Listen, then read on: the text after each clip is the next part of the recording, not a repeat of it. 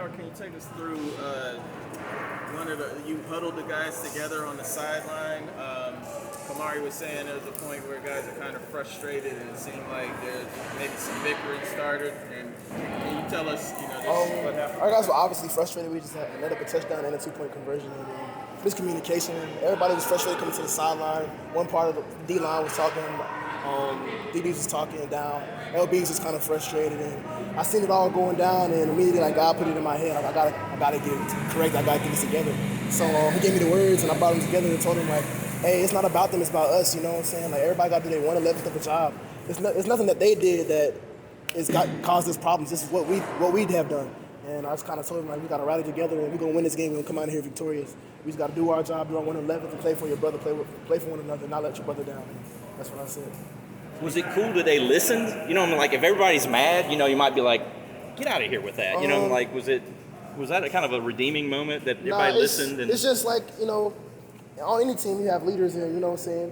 When leaders speak, everybody kind of listens, and we have many leaders on my team, and we've done a great job with Kevin Donnelly and leadership council, and just talking about leadership amongst the team and when to step up, because last year we didn't have any of that. Last year, if that happened, everybody would have just stayed and been mad and whatever the case was. And we really worked on that this year, and just stepping up and speaking when the time to speak. And God gave me the words, and I just went out there and told him we're gonna come out of this game victorious, and that's what we did. You've been here a season in 3 games. Where does that come from? To be able to speak up when there are a lot of older guys?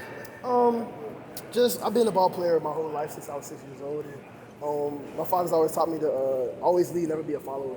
And I just felt like, it was just, in that moment, I just felt like I had something to say.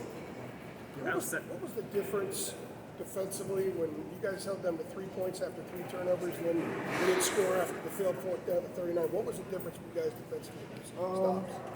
The mindset. We were just like, hey, it was basically a punt. They just punted it, and we got to go out there and play again. And honestly, when those things happened, we were excited to go back on the field because we know how we prepared. We know the defense we are. We know who we are on the inside. Whatever happened last week was not us. And we kind of, this week when we were in preparation, we just knew, let's play our brand and let's play to our standard. And when the offense was moving forward, when our team was mostly capitalized.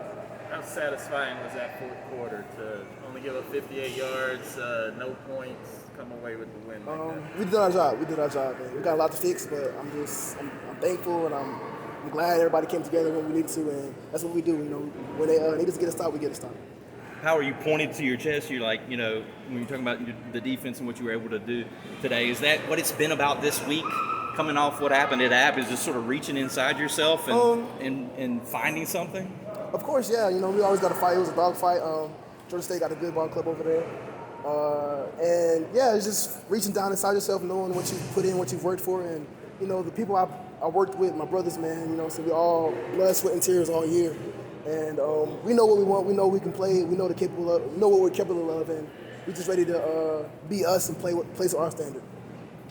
Did you all hear all the mess everybody was talking? So that's the thing I'm really most proud of, because when all that naysaying and everything was going on, nobody knows what really goes on inside. Nobody knows what's going on. Well, we know everything that's going on. They don't know anything.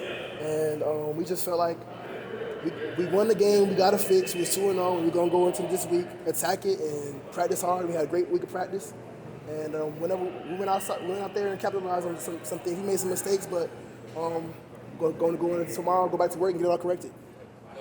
All right. You guys good? Appreciate